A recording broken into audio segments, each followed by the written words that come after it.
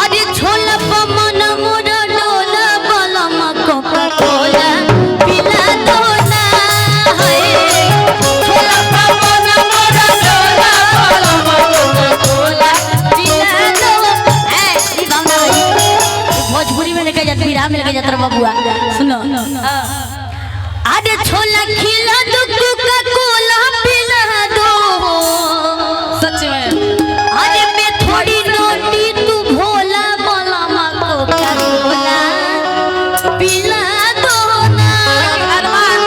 हम रउआ खातिर कहे हम तो झुलने ना पहनीला बाकी रउआ से एक बड़ी सुंदर बात कहेंगे कि नहीं झुलने के छैया बलम दुपहरिया बिताइला हो। नहीं झुलने के छैया बलम दुपहरिया बिताइला हो। बिताइला दुपहरिया बिताइला दुपहरिया बिताइला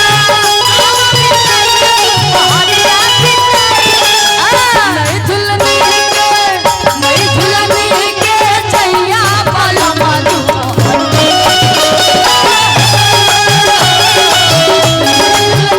के छैया बलम दुपहरिया बिताइला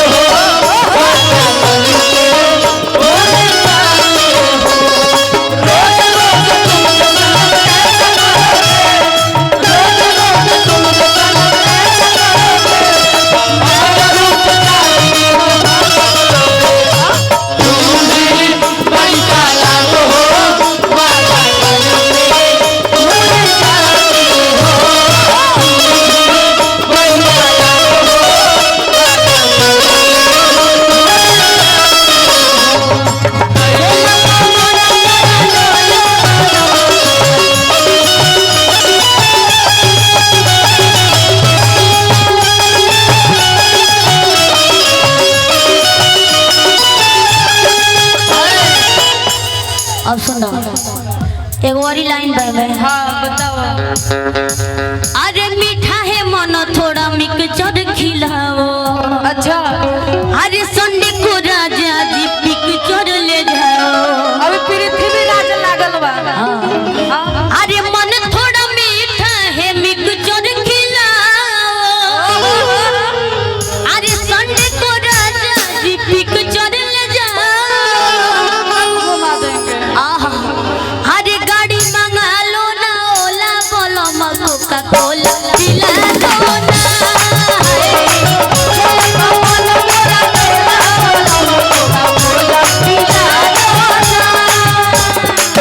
नहीं भूलने के छैया बलम दुपहरिया बिताइला हो।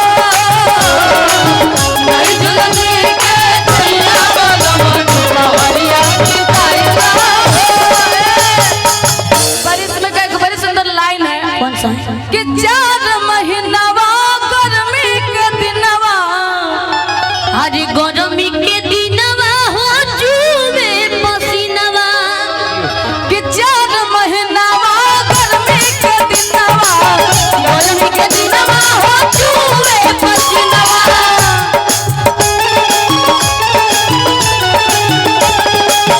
4 महीनावा गर्मी के दिनवा। गर्मी के दिनवा हो चूबे पसीनवा। और आप लड़का के लाइन बा। छुए ना अच्छा छुए ना देबे पसीनवा गोरी तो दुनिया डोलाई देव हो। नहीं भूलनी के छैया बलम दुपहरिया बिताइला हो।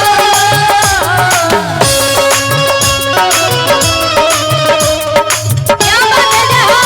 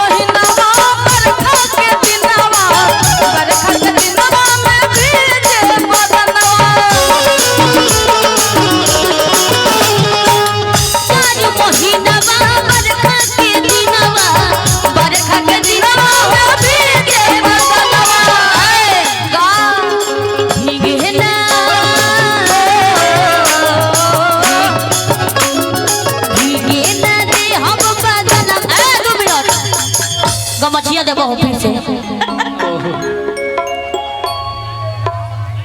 बड़ा पॉइंट पकड़ा तार मानो पकड़ा त बतानी ओढ़बो भोजपुरी में अरे भीगे न दे हम बदनवा गोरी तोहे मजा